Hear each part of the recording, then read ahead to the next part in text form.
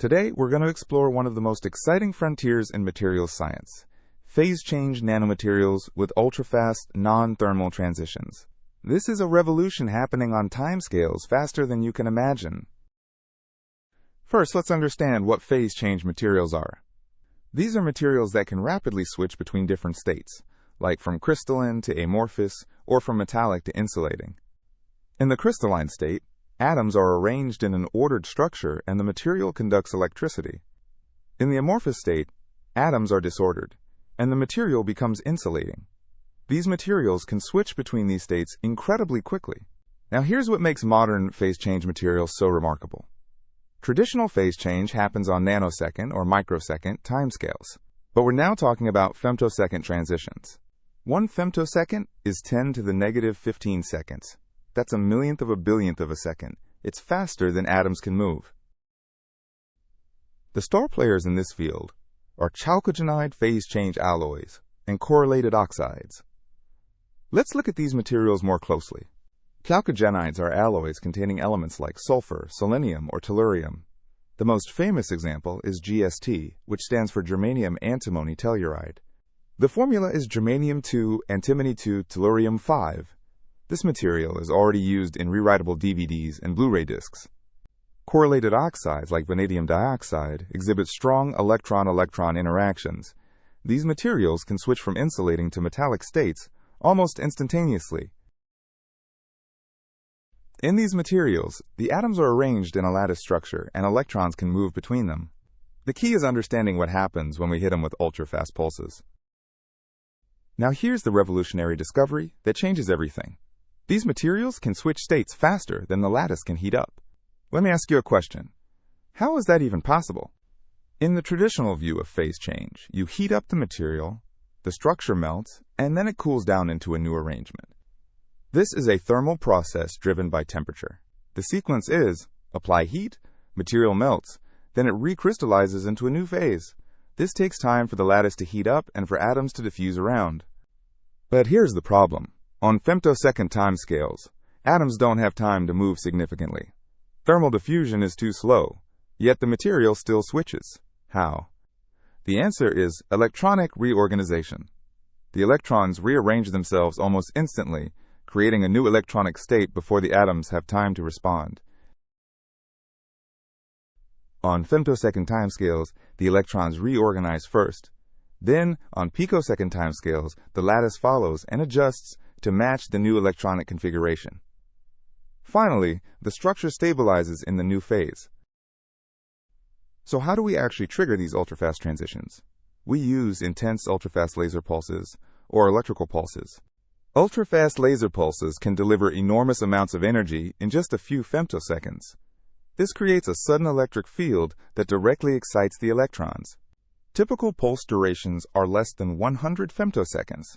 This is shorter than the time it takes for phonons, which are lattice vibrations, to equilibrate. The laser pulse hits the material and directly excites the electrons into high-energy states. This creates what we call an electronic instability. The electronic instability is the key. When enough electrons are excited, the material's electronic structure becomes unstable. It's like pushing a ball over a hill. Here's an analogy. Imagine electrons arranged like dominoes. The laser pulse tips the first domino, and then the entire electronic structure cascades into a new configuration before the atoms can react. Let me explain more about why electronic structure is so important in these materials. In chalcogenide materials like GST, there's a special type of bonding called resonant bonding.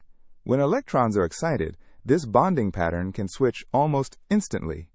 The material switches between resonant bonding and covalent bonding. This changes the optical and electronic properties dramatically without requiring the atoms to move far. In correlated oxides like vanadium dioxide, we have what's called a Mott transition.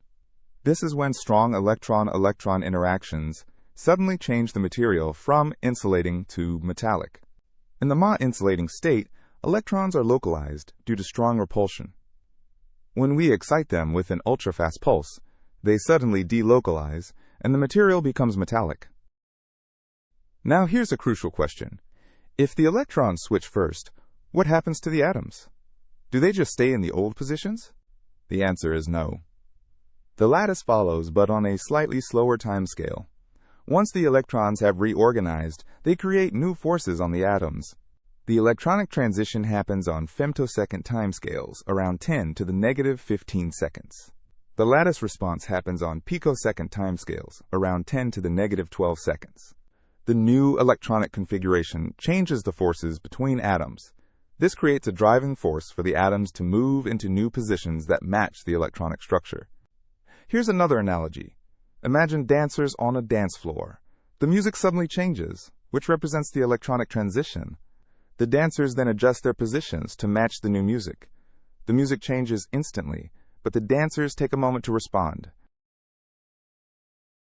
The complete sequence is: laser pulse excites electrons, electronic instability triggers the transition, lattice responds and adjusts, and finally the new phase stabilizes. This discovery fundamentally challenges the conventional thermally driven phase change models. Let me explain why. The traditional model assumes that the material reaches thermal equilibrium. Heat diffuses through the lattice, temperature rises uniformly, and the phase transition occurs when a critical temperature is reached. In the traditional view, when temperature exceeds a critical temperature T sub C, the phase changes. This is a thermodynamic process. But in ultrafast non-thermal switching, we're operating far from thermal equilibrium. The electrons are in a highly excited state, while the lattice is still cold. The conventional thermal model operates on nanosecond timescales in thermal equilibrium. The non-thermal electronic model operates on femtosecond timescales, far from equilibrium. In the non-thermal mechanism, energy goes directly into electronic degrees of freedom rather than being distributed thermally across all vibrational modes. What we're really doing is quantum control of matter. We're using light to directly manipulate the quantum mechanical wave function of the electrons, triggering a phase transition without waiting for thermal processes. Now let's talk about the exciting applications. First up is high-speed optical memories. Current rewritable DVDs and Blu-rays use thermal phase change mechanisms. They're limited to megahertz writing speeds because you have to wait for heating and cooling. But with non-thermal switching, we can potentially operate at terahertz frequencies. That's 1,000,000 times faster than current technology. We're talking about a speed increase of 10 to the 6th, or 1,000,000 times faster than conventional optical storage. Each nanoscale phase change cell can be switched between two distinct states using ultrafast pulses. State 0 could be crystalline, state 1 could be amorphous. We can write and read data at unprecedented speeds. The second major application is reconfigurable photonics. This is absolutely revolutionary for optical computing and communications. Phase change materials can change their refractive index almost instantly. This means we can dynamically reconfigure optical circuits on the fly. Imagine optical switches, modulators, and routers that can reconfigure in femtoseconds. This enables adaptive optics and programmable photonic circuits. Light enters the phase change switch. By changing the material state, we can route the light to different paths instantaneously. This creates ultrafast optical routing. The third application is neuromorphic computing. This mimics how biological neurons work. Phase change materials can act like artificial synapses. The conductance can be tuned continuously, representing different synaptic weights. The ultrafast switching enables computation at speeds approaching biological neurons, but with much higher energy efficiency. Input neurons send signals to the phase change synapse. The material state determines the synaptic weight. The output is computed based on the weighted sum.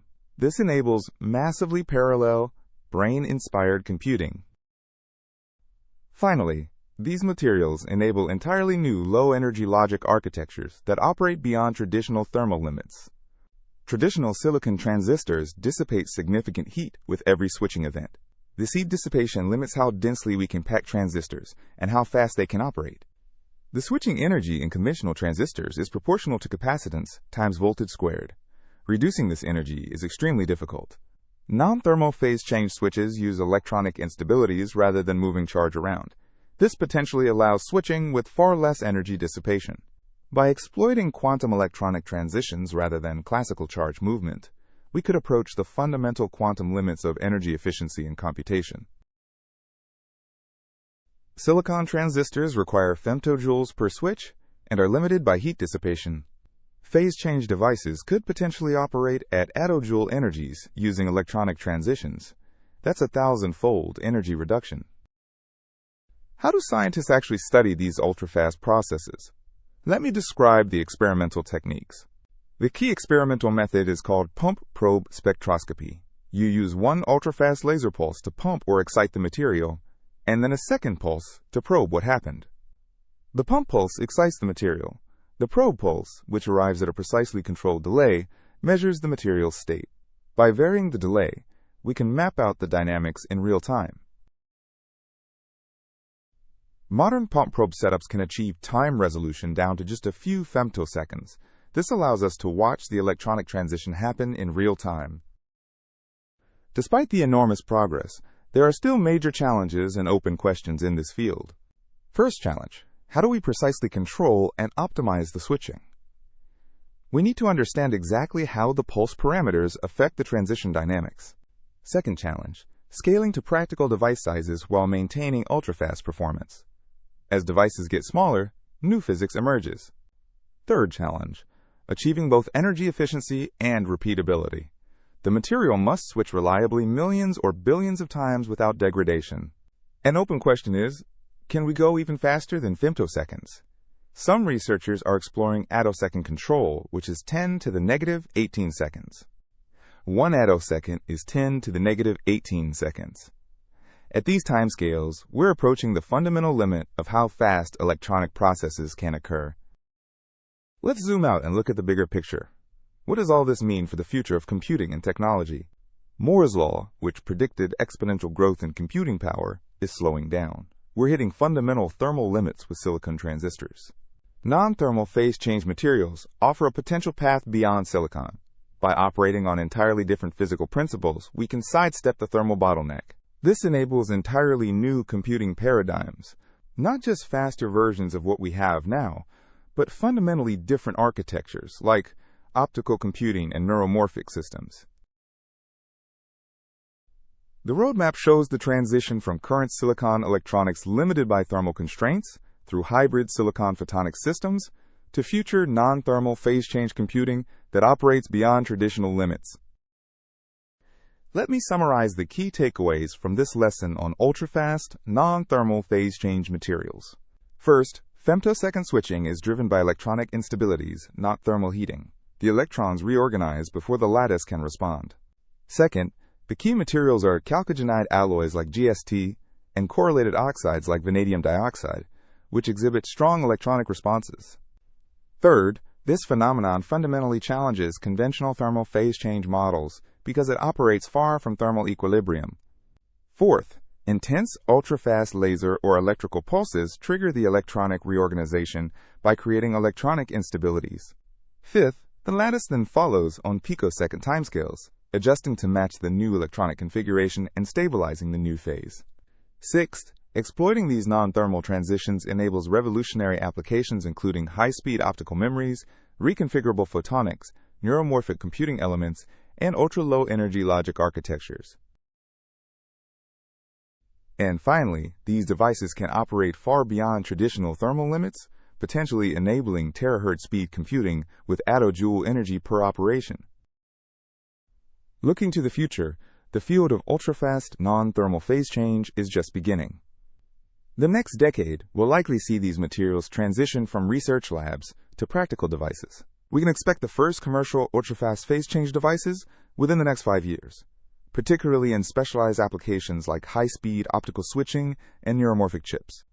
In the long term, these materials could revolutionize computing architecture, enabling exascale computing systems that operate at a fraction of current power consumption.